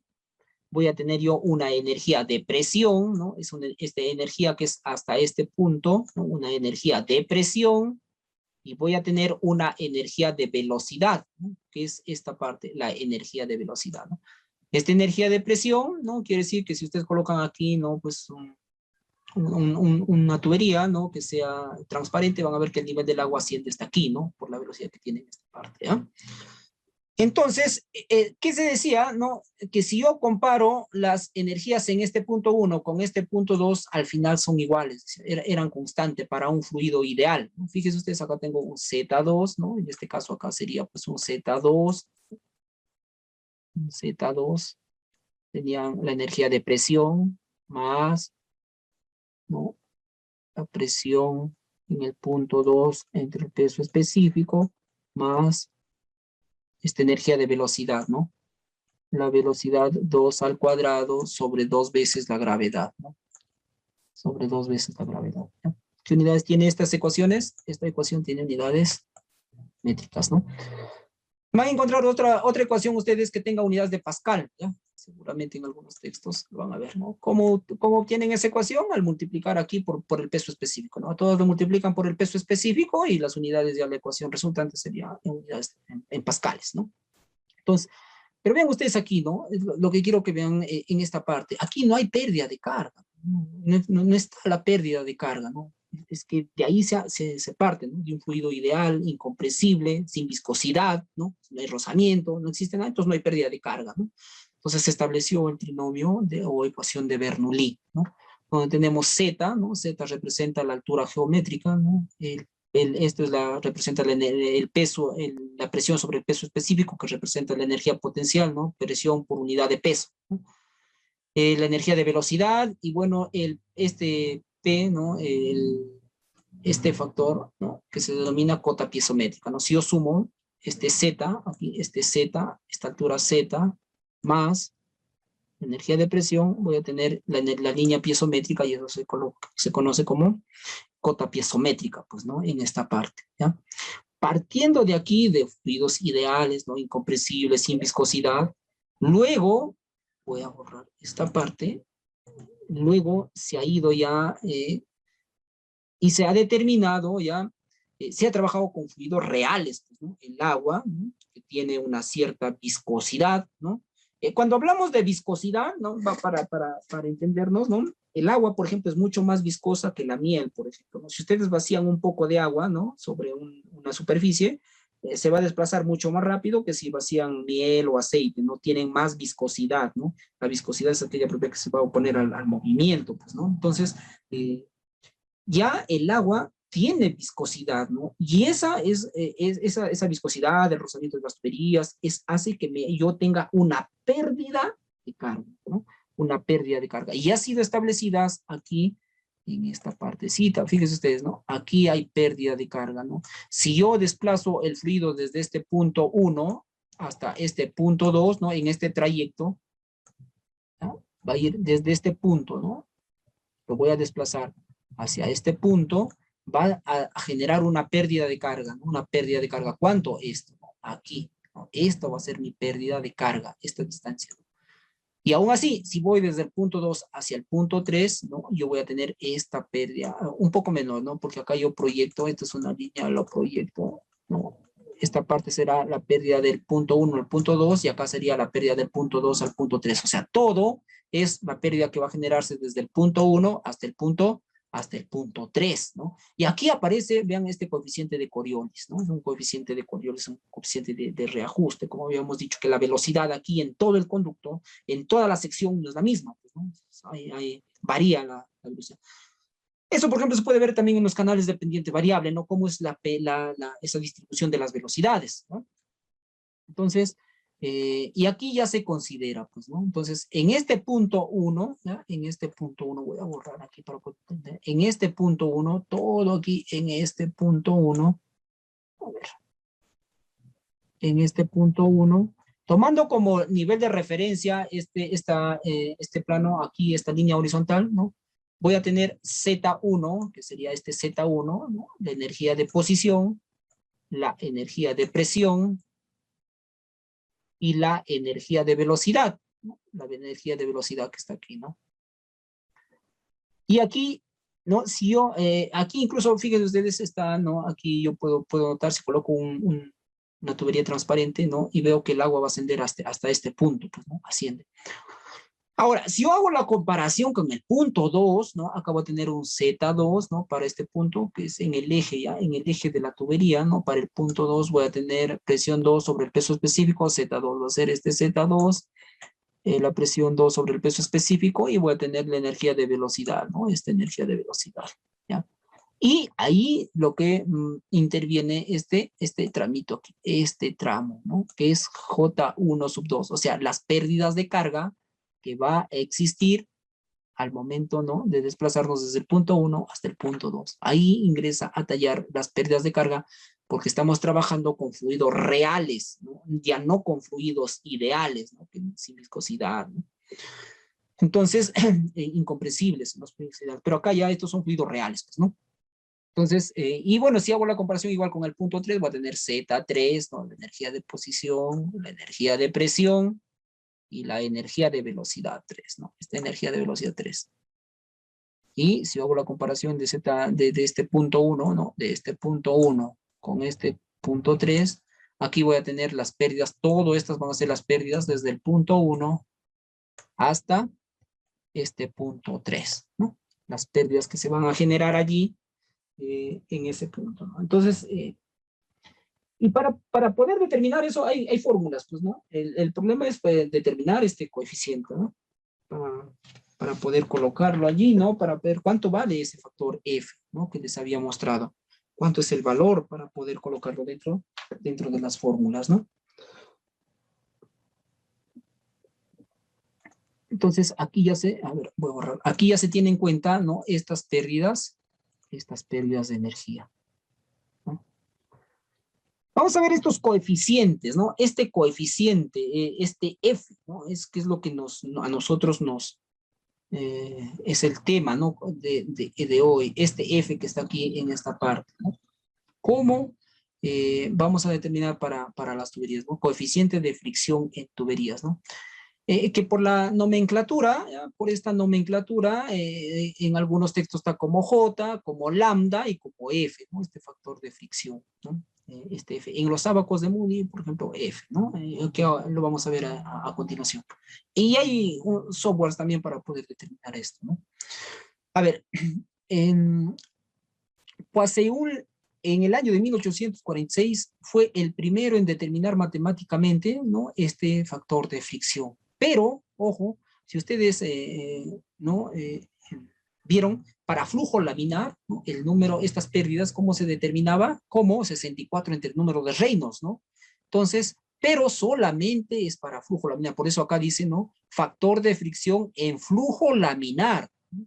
Y obtuvo una ecuación para determinar dicho factor, ¿no? Esta ecuación, ¿no? Le pertenece entonces a Poiseuille. Le pertenece la primera ecuación, pero solamente para ecuaciones, para flujos laminares, ¿no? Y lógicamente está condicionado, pues, ¿no? Es aplicado solamente para flujos laminares y para número de Reynolds menor a 2300, 2320, que está en otros textos, ¿no? Que es aquí, a ver, aquí, ¿no? Esta ecuación es aplicable para flujo laminar y para números de Reynolds que son menores a 2300, 2320, ¿no? Que varían en los textos, pues, ¿no? Pero estamos por ahí, 2500 he visto en algunos textos también, ¿ya? Entonces, ahí tenemos, ¿no? ¿Y qué es SJ, lambda o F? Ese es el factor de fricción para flujo laminar. ¿Y qué es adimensional, ¿no? Porque el número de Reynolds lo hemos visto nosotros, que es un número adimensional. Y bueno, R sub B, que este es el número de Reynolds, que ya hemos visto nosotros cómo se determina el número de Reynolds, ¿no? Teniendo la velocidad del radio hidráulico y la viscosidad cinemática o la viscosidad dinámica, cualquiera de los dos, ¿no? Y para eso se tienen pues, las tablas, ¿no? Entonces, las ecuaciones para determinar el coeficiente de fricción, vamos a tener la ecuación de Darcy y Weber, ¿no? Esta es una ecuación, ¿no? Que se ha establecido en base a experimentos que se han realizado, ¿no? En tuberías, ¿no? Para poder determinar este F, pues, ¿no? Entonces, de allí, ¿no? En base a esas investigaciones, ¿no? Se ha establecido ya esta ecuación, ¿no? Que las pérdidas, ¿no? ¿no? Acá, esta sí es pérdidas por unidad de longitud. Acá hay que tener en cuenta, fíjense ustedes, acá no está L, ¿no? Acá hay que multiplicarlo por la longitud, ¿ya? A este J sub C, todavía yo tengo que multiplicarle por la longitud de mi tubería, pues, ¿no? Eso hay que tener en cuenta, por eso aquí están las pérdidas en metro por metro, ¿no? Entonces, aquí tenemos el factor F, este factor de fricción F, la velocidad, el diámetro y 2 veces la gravedad, ¿no? Es la ecuación de Darcy-Weber. Pero, ojo, ¿qué es lo que tiene en cuenta aquí, no? Acá lo que tiene en cuenta ya es la temperatura del fluido, ¿no? Esta ecuación, ¿no? La temperatura que tenga el fluido, la rugosidad de la pared del conducto, el diámetro interno y la velocidad del fluido, ¿no? Bueno, cada uno de los factores, ¿no? De estos factores que intervienen en esta ecuación, acá está, ¿no? Pérdida de carga por unidad de longitud, que es adimensional, ¿no? La velocidad del fluido, la gravedad, el diámetro de la tubería y el factor de fricción, que es adimensional. Entonces, lo que nosotros ahora es, ¿cómo determinamos este factor de fricción, ¿no? Pero de aquí parte, ¿no? De aquí parte, esta es una de las ecuaciones que más se utiliza en el cálculo de pérdidas de carga, ¿no? Luego tenemos, ojo, luego tenemos aquí ya la ecuación de Coulomb, ¿no? Esta ecuación de Coulomb. Pero si usted se percata aquí, en esta primera parte, aquí, ¿no? Esta ecuación es solamente para flujo laminar, ¿no? Para flujo laminar, ¿no? 64 entre números de Reynolds. Entonces, Coulomb, ¿no? Realizó investigaciones, ¿no? ¿Qué pasa si es que ya no el flujo no es laminar, ¿no? Si el flujo ya está en transición, ¿no? O el flujo ya es turbulento, ¿no? Incluso hay una turbulencia total, ¿no? O turbulencia neta, como se le conoce, ¿ya? Entonces, él estableció ya ecuaciones para este tipo de flujos, ¿no? Entonces, y la ecuación, ¿no? Esta es una ecuación que se obtiene por iteraciones, ¿no? Hay que hacer iteraciones para poder determinar este factor F, ¿no? O si ustedes ven aquí, en esta parte de la ecuación está F, y aquí también en esta parte de la ecuación también está F, ¿no? Entonces, ¿cómo se obtiene aquí este factor de fricción? Se va a obtener por iteraciones. ¿Qué parámetros más intervienen? El número de Reynolds. Aquí está el número de Reynolds. La rugosidad absoluta. Ojo, esta rugosidad es la rugosidad absoluta, ¿no? Y acá está el diámetro de la tubería. Creo que está claro en cuanto a rugosidad absoluta y rugosidad relativa, ¿no? Si yo divido el la rugosidad absoluta de la tubería, que esta es la que viene en los catálogos de las tuberías, pues, ¿no? Cuando uno adquiere las tuberías, esta rugosidad absoluta viene, ¿no? Y tiene unidades de longitud, ¿no? Viene en metros, ¿no? Generalmente, ¿ya? Entonces, dividiendo la rugosidad absoluta entre el diámetro de la tubería, yo voy a obtener otra rugosidad. A ver, acá lo colocaría el la rugosidad absoluta. Si yo divido entre el diámetro de la tubería, la rugosidad absoluta tiene unidades de longitud, el diámetro, unidades de longitud. Ya voy a obtener, ¿no? Acá lo voy a colocar, voy a obtener otro parámetro que se llama como rugosidad relativa, ¿ya? Una rugosidad relativa. Y esta rugosidad relativa es adimensional, ¿no? Pero en la ecuación de Coulomb, acá es la rugosidad absoluta. ¿Que ustedes lo pueden transformar a rugosidad relativa? Sí. Acá está la rugosidad relativa, ¿ya? Y el número de Reynolds. Vean ustedes este número de Reynolds, ¿no? Pero estas ecuaciones, ¿no? Eran un poco complejas, ¿no? Son, ya diríamos, hay que hacer iteraciones, pues, ¿no? Se tiene que hacer iteraciones para determinar este factor F, ¿no? Entonces, ¿ya? Entonces, Si ustedes despejan de aquí, ¿no? Si ustedes despejan, bueno, acá lo podemos establecer de esta manera, ¿no? Entonces, en las investigaciones, ¿qué se determinaba, no? Que cuando ya la velocidad es superior a los 20 metros por segundo, ¿no? Tenemos velocidades altas, estamos frente a una turbulencia completa, ¿ya? Donde el número de Reynolds es demasiado grande, ¿no? ¿Ya? Entonces, eso lo voy a ver ahora en el ábaco de Moody, ¿no? ¿Qué pasa cuando el número de Reynolds es muy grande, ¿no? Cuando el número de Reynolds es muy grande, ¿ya? Este factor que está aquí, lo vamos a eliminar, ¿no? Porque es lo mismo, el cálculo que ustedes van a obtener es lo mismo considerar el número de Reynolds que no considerarlo, ¿ya? Cuando las velocidades son superiores a los 20 metros por segundo, ¿ya? ¿Por qué? Porque estamos frente a una turbulencia neta, ¿no? O turbulencia completa, ¿ya? Y el número de Reynolds es demasiado grande, ¿no? ¿Qué pasa cuando ustedes dividen un número, ¿no? Por 2.5 entre un número demasiado grande? Este tiende a 0, pues, ¿no? Este factor tiende a 0. Entonces aquí vamos a tener nosotros esta ecuación y este término, ¿no? Este término en esta parte lo vamos a eliminar. ¿Por qué? Porque el Reynolds es muy grande, tiende a 0 este factor y vamos a obtener nosotros esta ecuación, ¿ya? Nos vamos a quedar con esta ecuación, ¿no? Ahí está, ¿no? Con esta ecuación nada más, ¿no? 1 entre la raíz cuadrada del factor de fricción y con esto termino. Esto de aquí se hace 0. Igual aquí, si despejando, nos vamos a quedar con esta ecuación, ¿ya? Con esta ecuación para calcular este factor de fricción, ¿no? Ojo, entonces Colebrook nos va a servir para flujo en transición, flujo turbulento, ¿no? Ahora, acá hay algunos valores, ¿no? Algunos valores de rugosidad, ¿ya? De rugosidad absoluta, ¿no? Es una rugosidad absoluta, que para tener, diríamos que como que una base para comparar, ¿no? Muchas veces, ¿no? Esto se hace cuando ustedes compran una tubería, ¿no? Y ven el catálogo y tiene una determinada rugosidad, ¿no? Entonces ustedes, dependiendo del tipo de material, ya se tiene una idea de cuál puede ser la rugosidad, así el catálogo diga lo contrario, ¿no?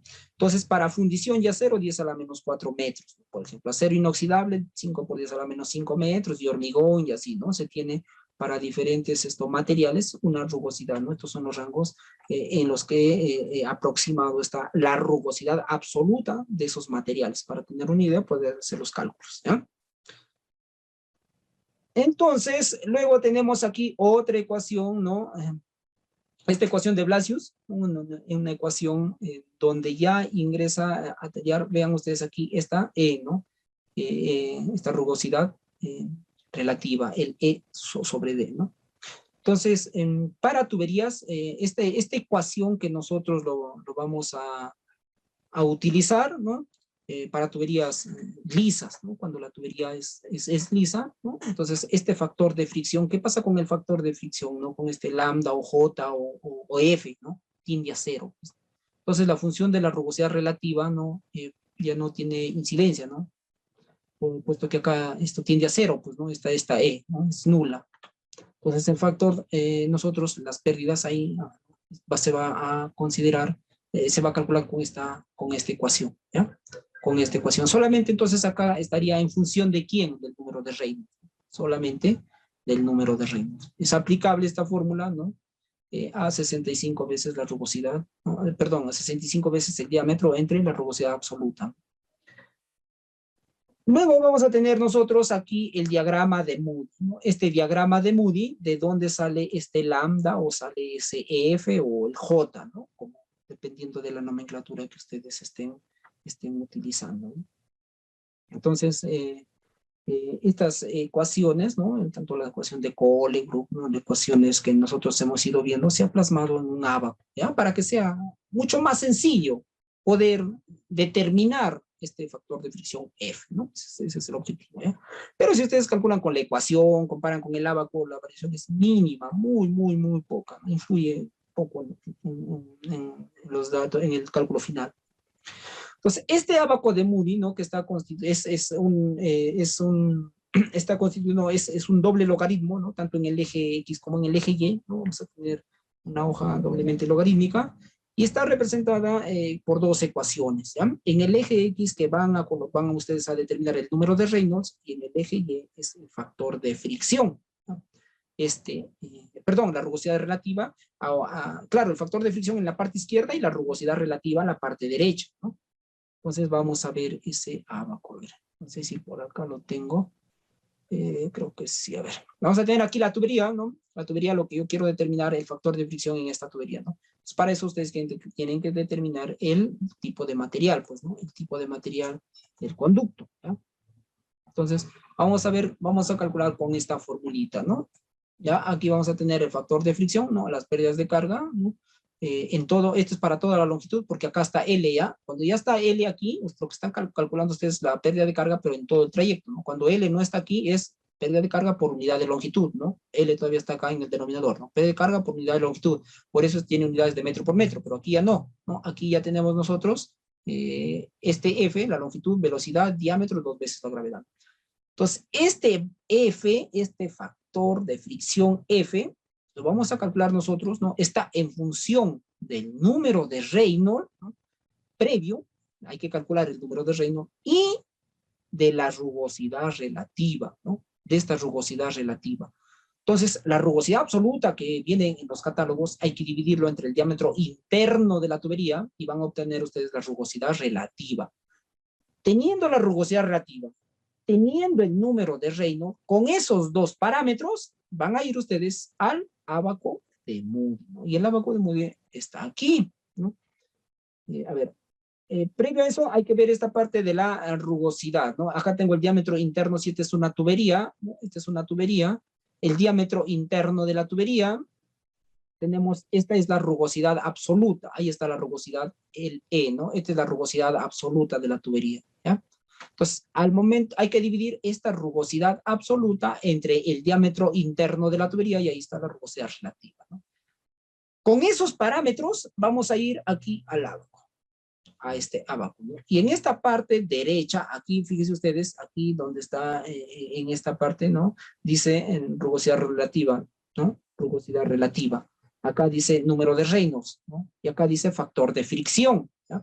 Entonces, yo voy a ingresar en esta parte las rugosidades relativas y aquí vamos a ingresar el número de Reynolds, ¿no?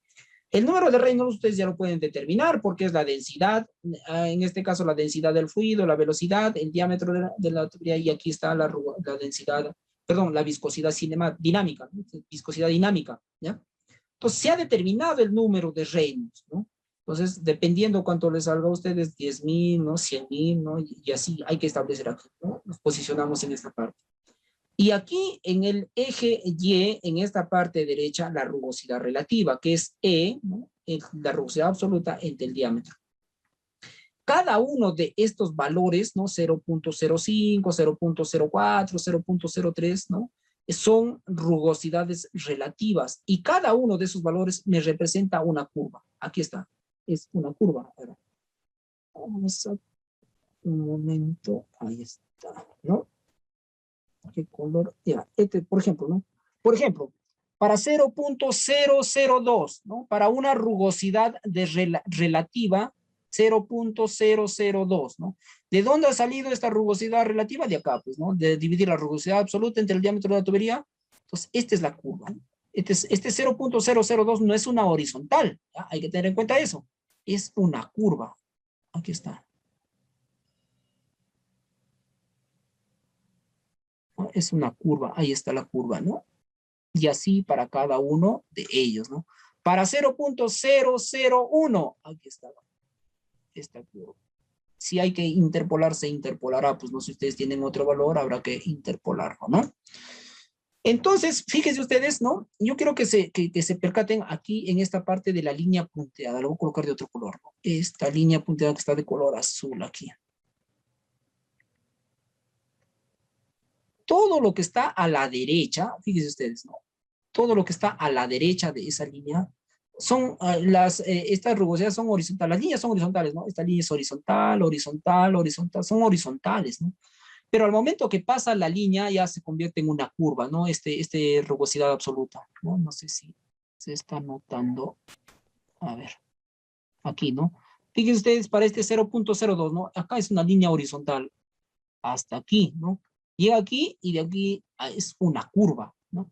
Entonces, toda esa característica lo van a obtener ustedes a partir de esta línea punteada hacia la derecha. Por eso aquí es, ¿ya? Esta es una rugosidad, ¿no? Una turbulencia completa, ¿no? ¿Ya? El flujo está en turbulencia completa. Por eso es que el número de Reynolds no interviene. Vean, vamos a hacer una comparación. Ya voy a colocar dos valores del número de Reynolds. Vean ustedes, ¿no? Ah, a ver, primero, previo a eso hay que calcular el factor de fricción, porque si no, no nos vamos a entender, ¿no? ¿Qué pasa, por ejemplo, si yo tengo un número de Reynolds de 10 a la 5, ¿no? Y un factor de fricción, ¿ya? Y un factor de fricción, por ejemplo, de 0.02, ¿no? Perdón, una rugosidad relativa de 0.02. Entonces, con 0.02 voy hacia aquí y yo tengo aquí vamos a tener un número de Reynolds de 100.000, ¿ya? De 100.000 este valor, ¿no? Entonces yo voy a trazar una vertical, ¿no? Voy a trazar una vertical y lo voy a interceptar, ¿no? Con la curva, con esta curva, ¿no? En este caso, 0.02, intercepto aquí, ¿no? Voy a interceptar esta curva que es la rugosidad relativa con el número de Reynolds, que es una vertical, ¿no? Y ese punto lo proyecto con una horizontal hasta encontrar el factor de fricción, ¿no? Este valor que está aquí, ¿no? Es el factor de fricción, ¿no? Este factor de fricción que lo voy a determinar aquí en esta parte es el de aquí, ¿no? Este factor de fricción, ¿no? Y eso le coloco aquí en la fórmula y ya tengo mis pérdidas, ¿ya? Como le digo, este abaco ha sido, pues, diríamos, el compendio, ¿no? De todas las investigaciones que se han realizado. Voy a tratar de avanzar porque aún nos falta. Voy a borrar, ¿no? Entonces, aquí, fíjense ustedes, ¿no? Si yo tengo entonces una rugosidad relativa a 0.02 y un número de Reynolds de 10.000, ¿no? En este caso de 10.000, voy a obtener un factor de fricción. Si yo tengo un número de Reynolds de 100.000 aquí, perdón, de 20.000, voy a tener otro factor de fricción, ¿no? Eso es lo que quiero que ¿no? De 30.000, vamos a tener otro factor de fricción, ¿no? Vean ustedes, ¿no? En esa parte. Pero, ¿qué pasa? Quiero que vean aquí, ¿no? ¿Qué pasa si yo tengo un número de Reynolds? Acá es, ¿no? En esta parte, vamos a ver, voy a comparar con este factor de fricción 0.05 y este número de Reynolds, ¿ya? Este número de Reynolds de 10 a la 6, ¿no? Que sería 1.000.000, ¿no? En esta parte, ¿no? Vean ustedes, al momento de hacer la proyección, ¿no? Yo voy a ir en esta parte, vamos a ir, y voy a tener aquí, ¿no? Aquí, ¿no? Aquí es la intersección. Proyectan, van a obtener este valor, aproximadamente, ¿no? ¿Qué pasa si tienen 2 millones aquí? 2 millones, van ahí, interceptan, la proyección va a ser la misma. ¿Qué pasa si tienen 3 millones? ¿No? 3 millones, proyectan, ¿no? Y va a ser lo mismo. ¿Por qué? Porque esta es una línea horizontal. Es por eso cuando el fluido tiene una velocidad superior a los 20 metros por segundo, el número de Reynolds es demasiado alto, tiende a cero y ese factor se elimina porque va a ser lo mismo considerarlo que no considerarlo. El número de Reynolds no influye ya en este factor de fricción, ¿ya? Entonces, aquí se puede demostrar en el abaco, ¿no? Aquí, entonces, de aquí vamos a tener nosotros el factor de fricción, ¿no? Del número de Reynolds y la rugosidad relativa, ¿ya? Del abaco de Moody voy a obtener este factor de fricción y eso lo voy a llevar y lo voy a colocar aquí en la fórmula para las pérdidas de carga, ¿no? Y ya voy a obtener mis pérdidas de carga en toda la longitud, ¿no?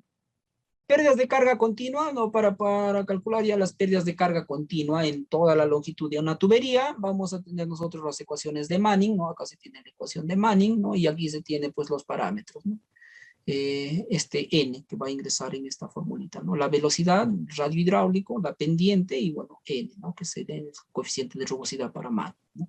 Así como hay la fórmula de Manning, también hay, ¿no? La de Stuyvesant, ¿no? Y tenemos la Meyer-Peter, ¿no? Kutter, son fórmulas y que cada uno, ojo, hay que tener en cuenta aquí, ¿no? Las unidades con las que están, ¿ya? Las unidades varían muchas veces en ellas, ¿ya?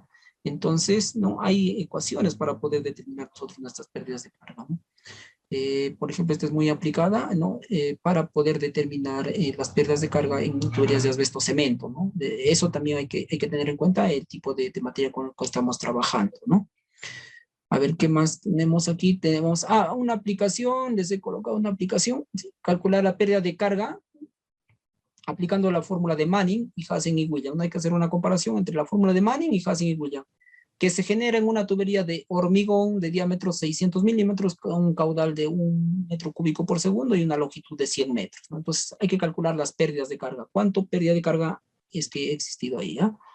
Entonces, por Manning, ¿no? La fórmula de Manning está en esta parte, ¿no? La velocidad, radio hidráulico, la pendiente y N, ¿ya? Entonces, lo que vamos a hacer ahí, entonces, trabajar con los datos que se tiene, pues, ¿no?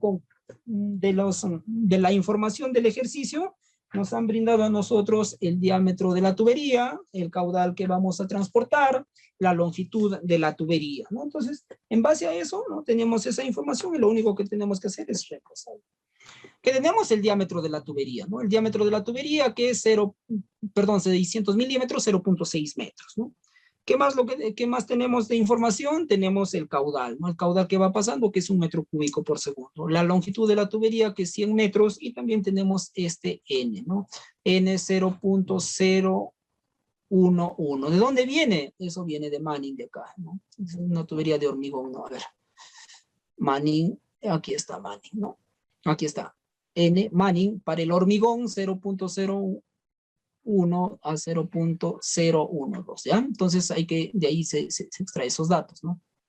Para poder entender, ¿no? Entonces, ¿qué es lo que vamos a hacer? Vamos a aplicar la ecuación de continuidad, ¿ya? Que nos dice que el caudal es igual a la velocidad por el área, ¿no? El área hay que determinar, ¿no? Como conocemos nosotros el diámetro, ¿no? Conocemos el diámetro, podemos calcular el área porque es una circunferencia, ¿no? Entonces, el área, si ustedes reemplazan, ¿no? El área es pi por diámetro al cuadrado sobre 4, ¿no? Reemplazando el área van a obtener este valor, 0.2827 metros cuadrados, ¿no? Entonces, el radio hidráulico es el área entre el perímetro mojado. Ustedes también pueden determinar el perímetro mojado porque es una circunferencia, ¿no? Entonces, el radio hidráulico no me va a salir 0.15 metros, ¿ya? El radio hidráulico es dividir nada más el área y entre el perímetro mojado, que es algo sencillo, ¿no? De esta ecuación de aquí, que es caudal, ¿no? Velocidad por área, yo voy a despejar la velocidad, ¿ya? Voy a despejar la velocidad porque puedo determinar la velocidad ya, ¿no? La velocidad es, entonces, aquí, la velocidad va a ser el caudal entre el área, ¿no? De esta ecuación, ¿ya? El caudal es 1 metro cúbico por segundo. El área, ya lo he calculado el área en esta parte, ¿no? Entonces, ¿ya puedo determinar la velocidad en el conducto? Sí, la velocidad es 3.54 metros por segundo, ¿no? Ya tengo la velocidad, ¿no? ¿Qué me está faltando aquí? Está pendiente, ¿no? ¿Cómo lo vamos a determinar? Despejamos, pues, ¿no? Hay que despejar nada más, ¿no? Porque lo único que nos queda es determinar que este es el gradiente, ¿no? Gradiente hidráulico. Hay que despejar esto porque tenemos radio hidráulico, tenemos N, tenemos la velocidad, podemos calcular estas pérdidas, ¿ya? Vamos a ver aquí. Despejando de la misma ecuación, ¿ya? De esta ecuación lo que voy a hacer es despejar, ¿no? Al momento de despejar voy a obtener esta ecuación, ¿no? Que es lo mismo, ¿no? Bueno, acá está en función de la velocidad y acá está en función de este gradiente, ¿no? Entonces, reemplazando los valores, la velocidad lo conozco, sí, 3.54 esta parte, ¿no? N lo conozco, sí, es conocido N. El radio hidráulico también es conocido, ¿no? Entonces, voy a tener ya las pérdidas de carga en metro por metro, ¿no? Estas son las pérdidas, ¿no? En metro por metro. ¿Cuánto sale de operar todo este valor? 0.019 metro por metro, ¿ya? Es metro por metro. Entonces, yo quiero las pérdidas totales. ¿Qué tengo que hacer, no? J sub C, las pérdidas totales, no, H sub F, J sub C. Tengo que multiplicar estas pérdidas de metro por la longitud de la tubería, ¿no? En este caso 100 metros, que es dato del ejercicio, ¿no? 100 metros. Al momento de multiplicar, las pérdidas van a tener ustedes un 1.9 metros de columna de agua de pérdida, ¿no? Esto es lo que se tiene de pérdida, ¿ya? ¿Por quién? Por Manning, ¿no? Manning. Vamos a ver ahora, entonces, Hazen y Williams, ¿ya? Hazen y Williams, tenemos esta fórmula, ¿no? Para determinar las pérdidas, ¿ya? Entonces, lo único que tengo que hacer acá es igual, ¿no? Igual. Ojo, en Hazen y Williams lo que no les había explicado, pero acá se tiene la fórmula, ¿no? Este coeficiente de pérdida es 139.3 más 6.5 por el diámetro, ¿ya? Aquí es diámetro. Acá interviene el diámetro. Voy a regresar un ratito. A ver, ¿dónde está? Creo que no sé si lo había colocado por acá, Hassan y William. En todo caso no está, ¿no? Pero debería de, a ver un momentito. Está. Pero ese es el diámetro, ¿ya? A ver, lo voy a agregar, ¿ya? Para poder pasarlo, porque si no, vamos a tener esto, para que no tenga dificultad. Entonces, este coeficiente es 139.3 más 6.65 por el diámetro, ¿ya? Por el diámetro. Entonces, de allí, el diámetro es 0.6, ¿no? El diámetro en metros, incluso te dice la fórmula, 0.6. Vamos a tener este coeficiente 143.29, ¿no? El área es la misma, ¿no? Porque hay que hacer una comparación entre los dos, ¿no? El área es, ya lo habíamos determinado, 0.28, ¿no? Que es el área. El radio hidráulico también ya lo conocemos, ¿no? ¿Qué más es conocido? La velocidad también, ¿no? Lo único que vamos a aplicar otra fórmula, la velocidad va a ser la misma, ¿no? ¿Y qué es lo que vamos a determinar de aquí? Igual voy a determinar este gradiente, ¿no? Estas pérdidas aquí, ¿ah? Entonces, despejando de esta misma ecuación, voy a despejar, voy a colocar, bueno, acá, ¿no? Voy a colocar esta ecuación en función de este gradiente, ¿ya? De este gradiente, ¿no? Bueno, va a quedar la velocidad, este coeficiente K, este otro coeficiente, este coeficiente K que va a depender de las unidades que se está utilizando, ¿ya? Eso depende de las unidades que yo estoy utilizando, ¿no? Son unidades inglesas, no sistema internacional, ¿ya? Entonces aquí, y el radio hidráulico, y bueno, 100 sobre 54, que es lo mismo que 0.54, ¿no? Bueno, acá es 54 sobre 100, ¿no? Pero bueno, al momento de pasarle al otro término, nos va a salir 100 sobre 64. Reemplazando esos valores, vamos a obtener nosotros este gradiente, ¿no? El gradiente nos vamos a obtener, este valor de K, este valor de 0.849 es para el sistema internacional, es el valor de K, ¿ya? No les había indicado, pero hay que tener en cuenta, ¿no? Es para el sistema internacional, si es para unidades inglesas, es otro valor. No recuerdo, pero tiene otro valor, ¿ya? Lo podemos ver luego. Entonces, ese, ¿no? El gradiente es 0.013, ¿no? 0.013 y eso es metro por metro, pues, ¿no? Lo que se determina ahí es en metro por metro. Lo que voy a hacer yo es lo voy a multiplicar eso por la longitud total, ¿no? ¿Y eso cuánto me sale? 1.3 metros, ¿no? Entonces, yo con Manning voy a obtener, ¿no? Con la fórmula de Manning se obtiene un poco más de pérdida de carga que con Hassan y William, ¿no? Que es con esto lo que se diseña, pues, ¿no? Ahora, a ver, un momentito, antes de poder terminar, les voy a mostrar, a ver, tengo una hojita de cálculo, tengo programas también aquí, un programa para poder calcular esas pérdidas, a ver, un momentito, ya, un momentito, con esto terminamos, un momentito, y quiero mostrarles una hojita de cálculo que les he preparado, aquí está, ya. A ver, les voy a compartir entonces, ¿no? Y aquí está la presentación, ¿no? La presentación. Entonces aquí tenemos, ¿no? Este es por William Manning, ¿no?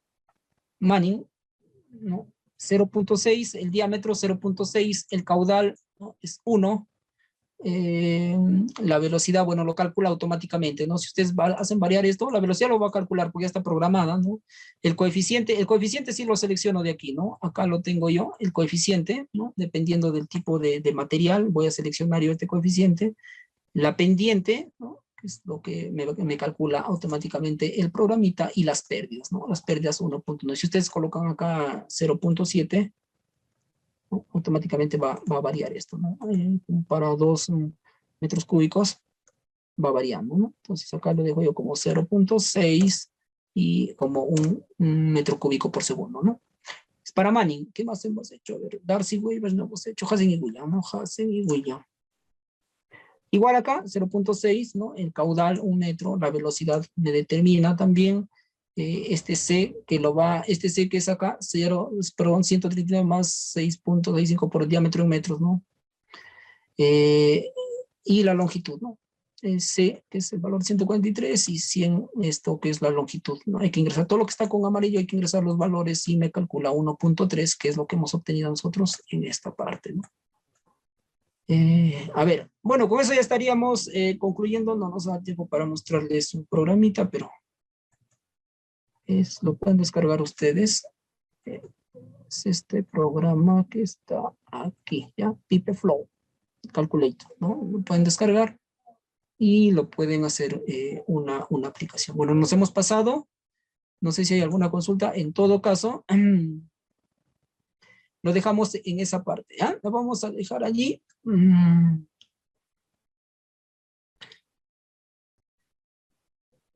A ver.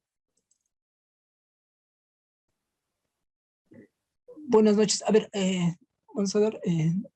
Me están preguntando sobre el Excel. Sí, el Excel les voy a pasar, ¿ya? Les voy a pasar el Excel.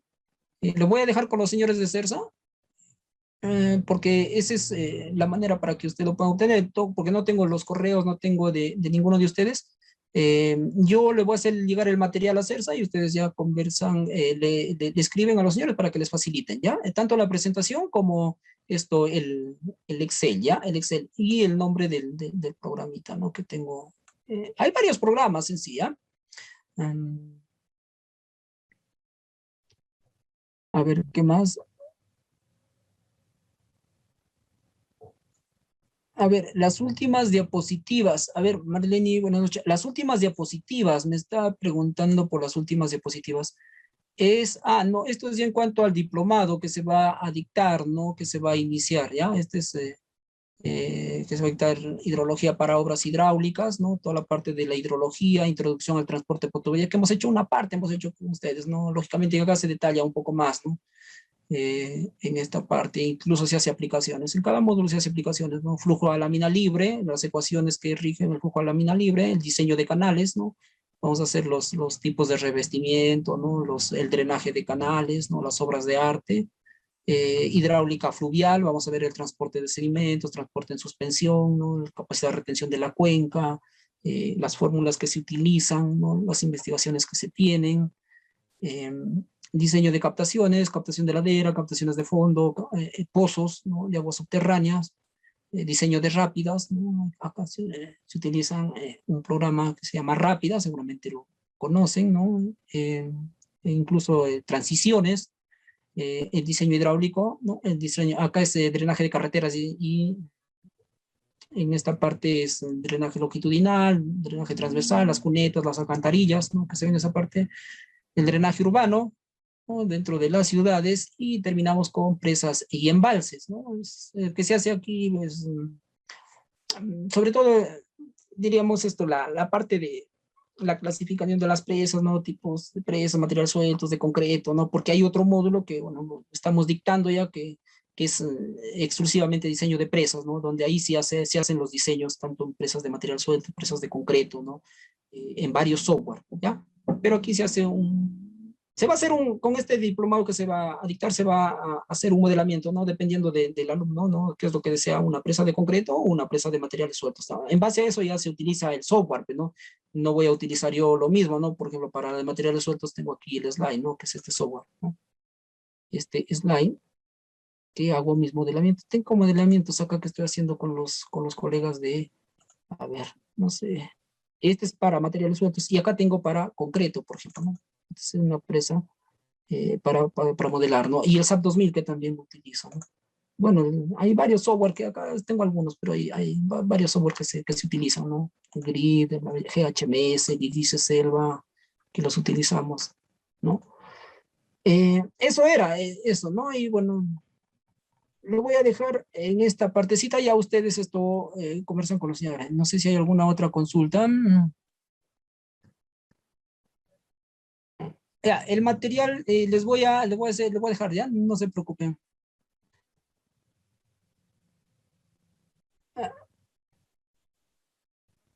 Ya, ¿quieren para que lo descarguen por aquí? ¿Quieren no, a ver, ¿cómo hacemos para que lo puedan descargar, no? En todo caso, yo voy a hacer llegar a los señores de CERSA, ya, no se preocupen, ¿ya? con los señores de CERSA se comunican para que ellos lo puedan les puedan brindar, ¿no? Porque si no me van a enviar uno y otro, mejor yo ahora termino, le envío a señores de CERSA y a ellos les hacen llegar a los correos a ustedes, ¿ya? Ah, el material, a ver, me están pidiendo, ¿cómo hacemos? A ver, ¿cómo? Entonces, tienen dificultades, dice, con los señores. A ver, ¿cómo hacemos entonces para poderles hacerle llegar el material? Porque eso sería la vía correcta. Ya, colegas, yo les envío. Muchísimas gracias. Hasta otra oportunidad.